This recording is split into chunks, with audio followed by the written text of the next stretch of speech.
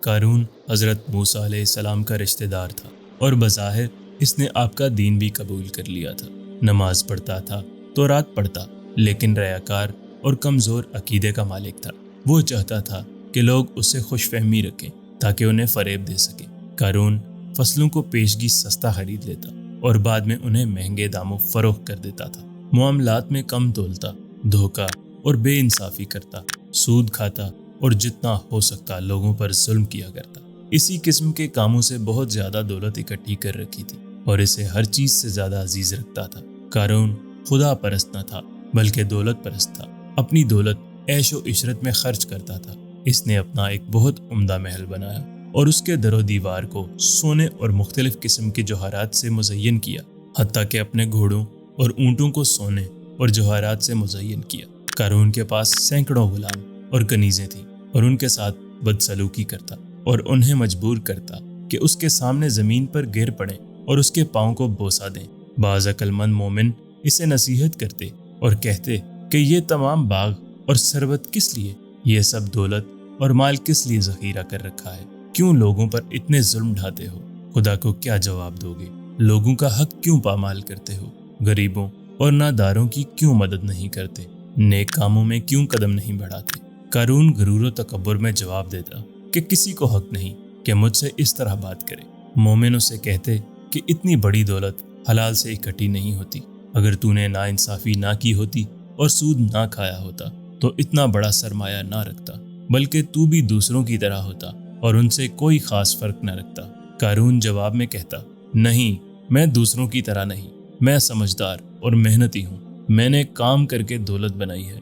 دوسرے بھی جائیں، کام اور محنت کریں تاکہ وہ بھی دولت مند ہو جائیں۔ میں کس لیے غریبوں کی مدد کروں؟ قارون مومنین کا مذاق اڑاتا اور ان کی باتوں پر ہنستا اور غرور اور بے اعتنابی سے انہیں کہتا کہ بے فائدہ مجھے نصیحت نہ کرو، میں تم سے بہتر ہوں اور اللہ پر زیادہ ایمان رکھتا ہوں۔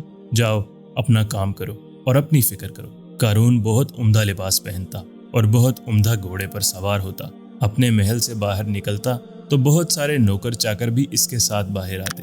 لوگ قارون کی عظمت کو دیکھنے کے لیے راستے میں کھڑے ہوتے اور اس قدر سونے اور جوہرات دیکھ دیکھ کر حسرت کرتے۔ بعض نادان اس کے سامنے جھکتے اور زمین پر گر پڑتے۔ ایک دن اللہ تعالیٰ کی طرف سے حضرت موسیٰ علیہ السلام کو حکم ہوا کہ دولت مندوں سے کہو کہ وہ زکوٰۃ دیں۔ حضرت موسیٰ علیہ السلام نے اللہ کا حکم دولت مندوں کو سنایا اور قارون کو بھی اطلاع دی کہ دوسروں کی طرح اپنے مال کی زکوٰۃ دے۔ اس سے قارون بہت ناراض ہوا اور سخت لہجے میں حضرت موسیٰ علیہ السلام سے کہا کہ زکوٰۃ کیا ہے؟ کس دلیل سے اپنی دولت دوسروں کو دوں؟ وہ بھی جائیں، کام کریں اور محنت کریں تاکہ دولت کمائیں۔ حضرت موسیٰ علیہ السلام نے فرمایا، زکوٰۃ یعنی اتنی بڑی دولت کا ایک حصہ غریبوں اور ناداروں کو دے تاکہ وہ بھی زندگی گزار سکیں۔ چونکہ تو شہر میں رہتا ہے اور معاشرے کا فرد ہے اور ان کی مدد سے ہی اتنی کثیر دولت اکٹھی کی ہے۔ اگر وہ تیری مدد نہ کرتے تو ہرگز اتنی دولت نہیں کما سکتا تھا۔ اگر تو بیابان کے وسط میں تنہا زندگی بسر کرتا تو ہرگز اتنا بڑا محل نہ بنا سکتا۔ تو اپنی دولت میں سے ان لوگوں کے اپنے حق اور مال کو زکوٰۃ کے نام سے واپس کر رہا ہے۔ لیکن قارون نے حضرت موسیٰ علیہ السلام کی دلیل کی طرف توجہ نہ دی اور کہا کہ یہ کیسی بات ہے جو آپ کہہ رہے ہیں؟ ہم نے برا کام کیا جو آپ پر ایمان لے آئے؟ کیا ہم نے گناہ کیا ہے کہ نماز پڑھتے ہیں اور اب آپ کو خراج بھی دیں؟ حضرت موسیٰ علیہ السلام نے قارون کی تندروئی کو برداشت کیا اور نرمی سے اسے کہا کہ یہ اللہ کا حکم ہے کہ مالدار غریبوں اور ناداروں کا حق ادا کریں، یعنی زکوٰۃ دیں، تاکہ وہ بھی محتاج اور فقیر نہ رہیں۔ اگر تو واقعی خدا پر ایمان رکھتا ہے اور مجھے خدا کا پیغمبر مانتا ہے تو پھر اللہ کے حکم کے سامنے سر تسلیم خم کر دے۔ اگر نماز پڑھتا ہے تو زکوٰۃ بھی دے، کیونکہ نماز بغیر زکوٰۃ کے فائدہ مند نہیں۔ تورات کا پڑھنا، سمجھنے اور عمل کرنے کے لیے ہے۔ لیکن قارون نے حضرت موسیٰ علیہ السلام اور مومنین کی نصیحت کی کوئی پرواہ نہ کی، بلکہ اس کے بعد مومنین کو اذیت بھی پہنچانے لگا اور حضرت موسیٰ علیہ السلام کے ساتھ دشمنی کرنے لگا، یہاں تک کہ تہمت لگانے سے بھی دریغ نہ کیا۔ حضرت موسیٰ علیہ السلام کے خلاف ایک گھنونی چال چلی کہ ایک عورت کو مال و دولت دے کر آمادہ کر لیا کہ وہ آپ پر بدکاری کا الزام لگائے۔ حضرت موسیٰ علیہ السلام واعظ فرما رہے تھے۔ قارون نے آپ کو ٹوکا کہ فلاں عورت سے آپ نے بدکاری کی ہے۔ حضرت موسیٰ علیہ السلام نے فرمایا کہ اس عورت کو میرے سامنے لاؤ۔ چنانچہ وہ عورت بلائی گئی تو حضرت موسیٰ علیہ السلام نے فرمایا کہ اے औरत, इस अल्लाह की कसम जिसने बनी इसराइल के लिए दरिया को फाड़ दिया और आफियत व सलामती के साथ दरिया के पार करवाकर फिरौन से निजात दी, सच सच कह दे कि वाकया क्या है।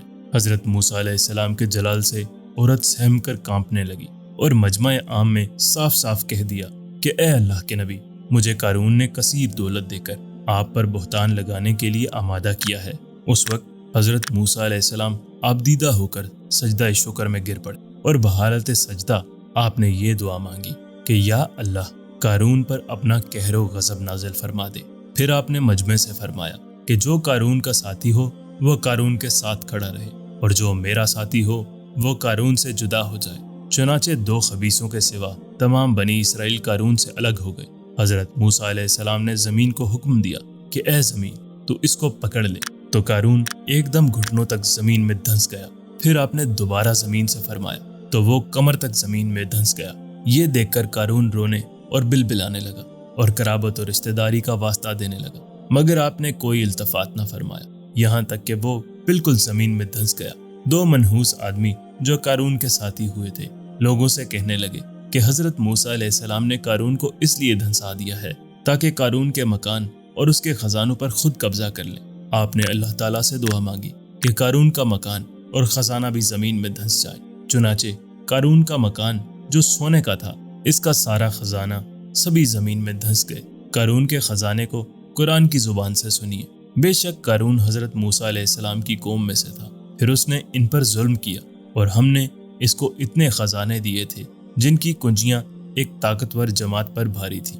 हजरत मूसा अलैहिस्सलाम ने कारून को जो नसीहत फरमाई वो ये है जिसको कुरान मजीद ने बयान फरमाया है। जब कारून से इसकी कौम ने कहा कि इतरा कर मत चल, बेशक अल्लाह इतराने वालों को पसंद नहीं फरमाता, और जो माल अल्लाह ने तुझे दिया है उससे आखिरत का घर तलब कर और दुनिया में अपना हिस्सा ना भूल और एहसान कर जैसा कि अल्लाह ने तुझ पर एहसान फरमाया है, और ज़मीन में फसाद मत तलाश कर।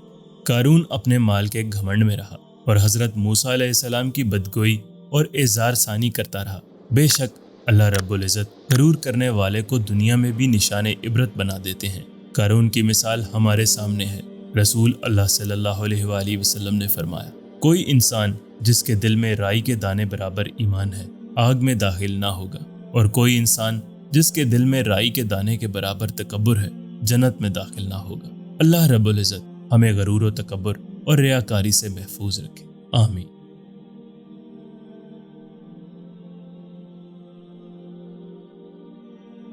वीडियो देखने का शुक्रिया। लाइक करना ना भूलिएगा। चैनल को सब्सक्राइब नहीं किया तो अभी कर लें और घंटी का बटन जरूर दबाएं।